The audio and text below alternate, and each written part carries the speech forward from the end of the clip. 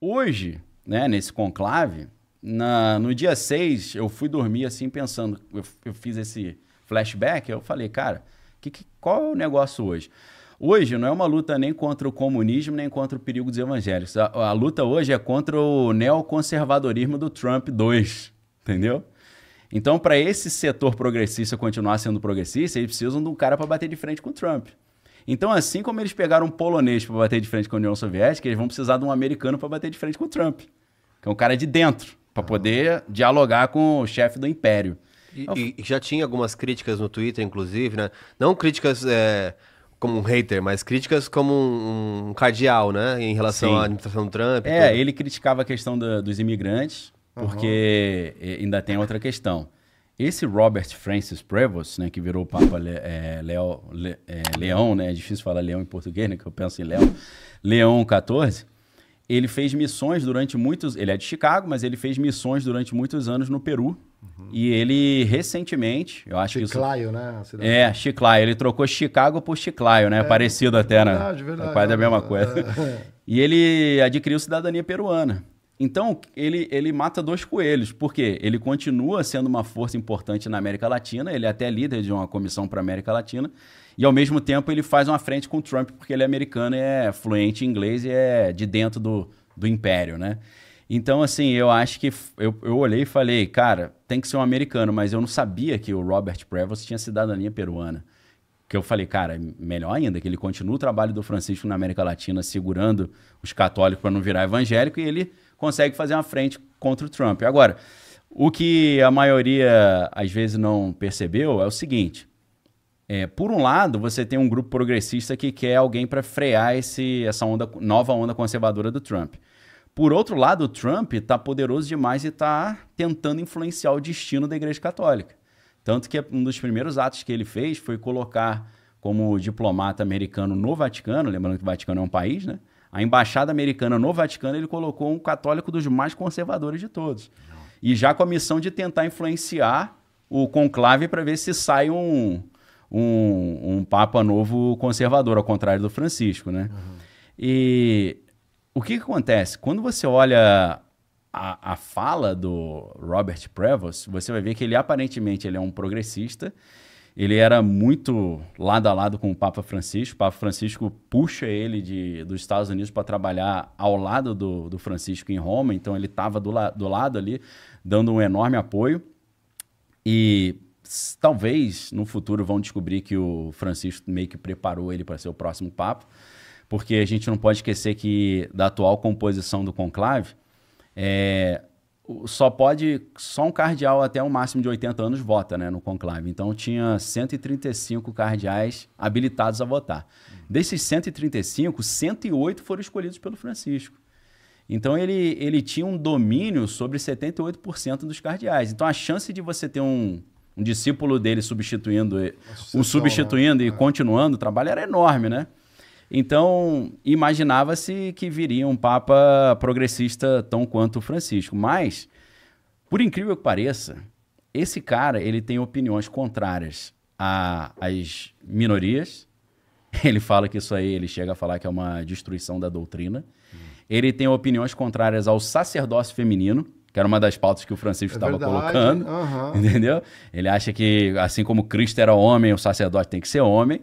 E ele também, aí é o mais escandalizante de todos, ele é filiado ao Partido Republicano há muitos anos. Há muito tempo. Ele votou nas primárias 2012, vários anos nas primárias, ele votou esse ano. Ninguém sabe quem ele votou, mas ele votou em 2024. Mas tinha alguma manifestação pública que justificava isso? Por exemplo, quando, sei lá, os democratas estão no poder, o mundo é mais bombardeado. Por isso ele vai para os republicanos ou não? Ele não tem alguma... Cara, eu pesquisei profundamente, eu não consegui encontrar assim, ele se defendendo como republicano, porque... Aparentemente, por essa opção, como eles chamam, né, na teologia da libertação, a opção prioritária pelos pobres, essa igreja mais social, esse trabalho missionário que ele fez muitos anos no Peru, coloca ele aparentemente como um progressista, né, como um cara de veia marxista. Mas, de repente, se descobre que ele não apenas é filiado, mas ele vota, ele é um republicano praticante, né, porque ele está ativo. Então, aí eu já pensei outra maluquice, eu pensei, cara... Quando o Trump fez aquele meme, ele sentado como papa, né? Porque quando perguntaram para ele, quem você acha que vai ser o próximo papa? Ele fala, minha primeira opção seria o mesmo, porque eu acho que eu daria um ótimo papa, né? Mas como não dá, então... Aí ele falou, eu acho que o cardeal Dolan seria uma excelente opção, por isso que eu achei que seria o Dolan. Só que eu pensei, cara, Trump não é burro. E ele sabe que se ele falasse eu gosto desse cara, ninguém ia escolher esse cara. Eles iam falar, você gosta desse? Pode excluir esse da parada. Aí eu fiquei pensando, será que isso foi uma jogada... Assim, sim, especulação... Teoria dos jogos, né? Teoria dos jogos. Especulação total, tá? Aqui é abstração. Será que ele já sabia que esse Prevost, né, o Leão XIV, era republicano e era o que ele queria, e ele apontou pro outro para desviar o foco? Porque o cara também fez umas críticas a essa política migratória, isso ele é contra, né? Os Estados Unidos mandar embora os imigrantes ilegais, isso ele era contra, ele criticou ele criticou mais o J.D. Vance, o vice-presidente, do que o Trump. É verdade. Então eu não sei exatamente o que esse cara realmente pensa do Trump.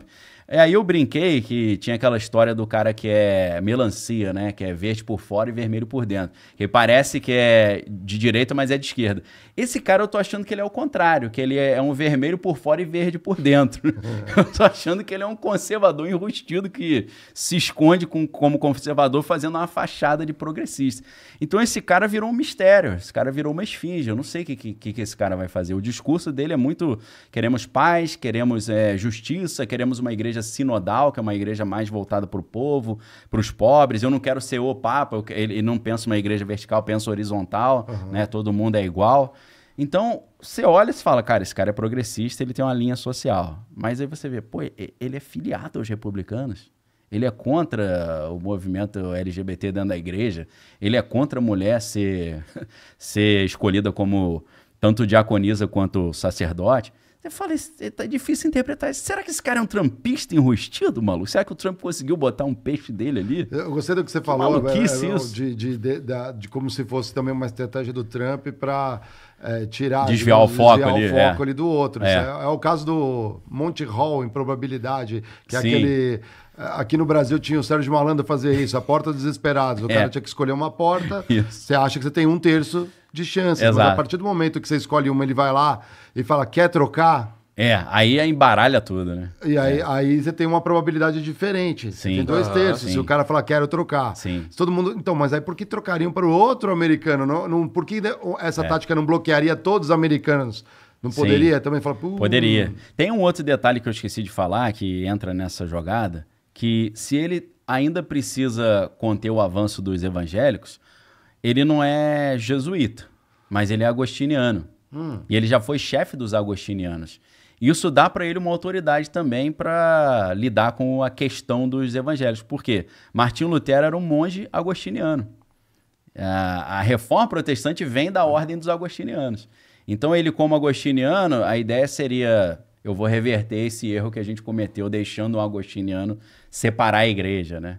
Então ainda tem isso. Eu não sei se talvez o Papa Francisco enxergou isso e chamou ele para perto e falou, continua meu trabalho aí, tá? É assim que faz. Eu sou jesuíta, você é agostiniano, você sabe como é que é, vai lá. Então, eu não sei se isso pesou lá na escolha também. Porque, voltando para o outro filme, o Conclave, no Conclave você tem o padrão, ala conservadora, ala progressista. Eles começam a brigar, aí o cara hiperconservador começa a ganhar destaque porque na obra ficcional começam a acontecer atentados terroristas em Roma. Durante o conclave, ele fala, olha o problema aqui do extremismo islâmico, precisamos de um cara mais duro.